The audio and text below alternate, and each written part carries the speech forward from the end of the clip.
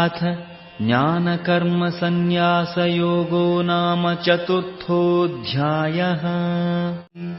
श्रीभगवानुवाच बहूनि मे व्यतीतानि जन्मानि तव चार्जुन, तान्यहं वेद सर्वाणि न त्वं वेत्थ परं तप। श्रीभगवानुवाच बहूनि मे व्यतीतानि जन्मानि तव चार्जुन, तान्यहं वेद सर्वाणि न त्वं वेत्थ परं तप।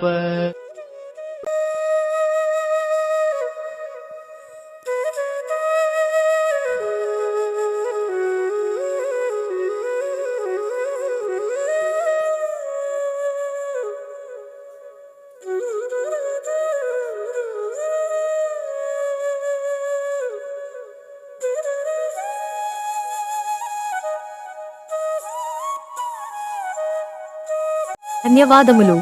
మన ఈ సనాతన హిందువు యూట్యూబ్ ఛానల్ రోజు ఒక భగవద్గీత శ్లోకం నేర్చుకుందాం అనే సిరీస్ ను మీరందరూ ఆదరించి సనాతన హిందువు ఛానల్ ను సబ్స్క్రైబ్ మరియు షేర్ చేస్తారని మనవి.